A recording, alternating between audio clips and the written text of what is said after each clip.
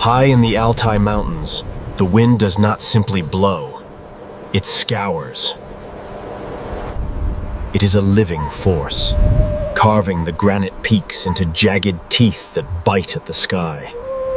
Here, winter is not a season. It is a siege. The temperature plummets to 40 degrees below zero, turning the air itself into microscopic shards of ice. In this frozen cathedral, silence is heavy. It presses down on the valley floor, broken only by the shifting of tectonic plates deep beneath the earth, or the sudden, thundering crack of a frozen river. To survive here requires more than just endurance. It requires a mastery of energy. Every movement is a calculation. Every calorie spent must be returned, or death follows as surely as the setting sun. Moving through the deep drifts of the valley floor is a gray ghost, the timber wolf. He is a titan of his species, his winter coat thick and matted with frost. But even he is small against the scale of this wilderness. He has been separated from his pack. For 3 days, he has navigated the white labyrinth alone. His paws, wide and webbed, act as snowshoes. But the snow is soft today, and with every step, he sinks. It is exhausting work. His breath plumes in the crystalline air, a rhythmic engine of heat in a world devoid of it. He stops. He listens. His ears, capable of rotating independently, scan the horizon. He is not listening for prey. He is listening for danger. For in these mountains, the wolf is not high above him, circling in the thermal updrafts that rise from the sun-warmed cliffs, is the golden eagle. She is massive. With a wingspan stretching over 7 feet, she is the undisputed queen of the aerial realm. Her feathers are dark brown, with the golden nape that gives her species its name shimmering like a crown in the pale sunlight. She does not fly, she commanded the air. By adjusting the individual feathers on her wingtips, she navigates the turbulence with the precision of a fighter pilot. Her vision is her greatest weapon. While the wolf struggles through the tactile reality of the snow, The eagle sees the world as a map of potential. Her eyes are densely packed with light-sensitive cells, allowing her to spot a movement the size of a rabbit from 2 miles away. But today, she is not looking for rabbits. she is looking for something larger. She sees the wolf. To the eagle, the wolf is a disruption in the white canvas, a dark scar moving slowly across the snow. The dynamic between these two is ancient. Usually, a wolf is too large, too dangerous for a bird of prey. But this is a harsh winter. The wolf is tired. He moves with a slight limp, a legacy of a slip on the ice days ago. The eagle senses this vulnerability. She does not see a predator. She sees an equation of risk and reward. She begins her descent. It is not a fall, but a calculated slide through the layers of the atmosphere. She folds her wings, transforming from a glider into a missile.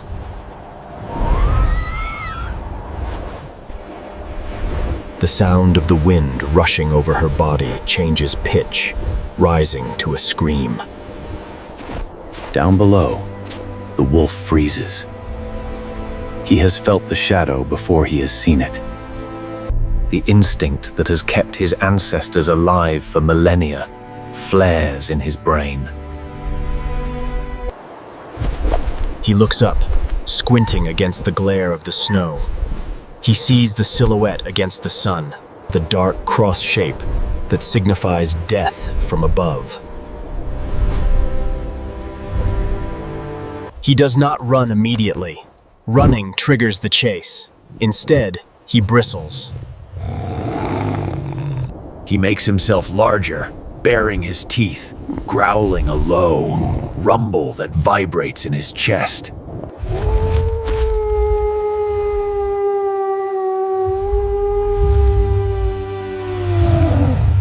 The eagle checks her speed. She flares her wings, breaking in midair, hovering for a moment like a kestrel. She is testing him. She screams, a piercing, metallic call that echoes off the canyon walls. It is a psychological weapon designed to induce panic. The wolf snaps his jaws at the empty air. He turns, his movements hampered by the deep snow. He needs to find cover.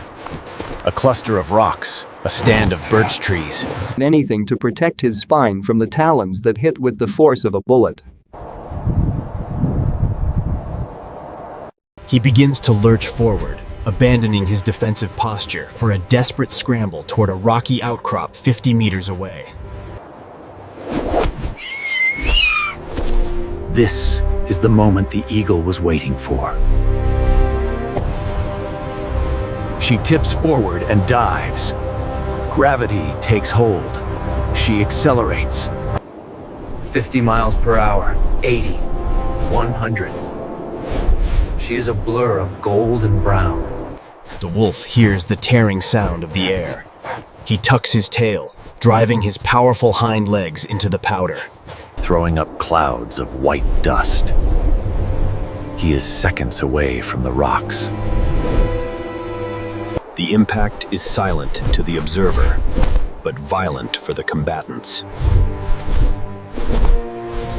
The eagle does not strike the wolf directly. That would break her bones. Instead, she rakes the air just above him, her talons extending, grasping for the fur of his flank. It is a warning pass. She banks sharply, using the momentum to swing back up into the sky.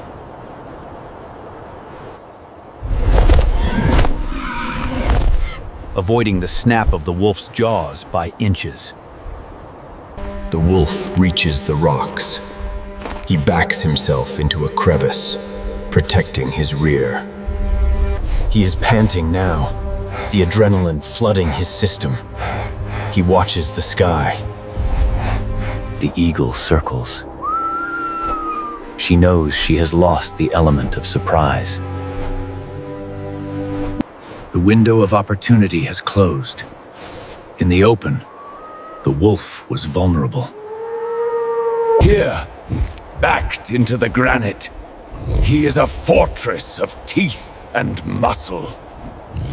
The eagle drifts higher, catching a fresh thermal. There is no frustration in her movement, only a cold acceptance of the outcome. The energy required to fight a cornered wolf is too high. The equation no longer balances. She turns her head, scanning the valley floor again. The hunt continues, but the target must change. Down in the shadows of the rocks, the wolf remains still for a long time. The adrenaline fades, replaced by the gnawing ache of hunger and the biting cold. He licks the snow to hydrate. He has survived the sky today. But the ground still holds its own challenges. He must move. He must find his pack. As the sun begins to dip below the jagged peaks, painting the snow in hues of violet and bruised orange, the wolf steps out from his shelter.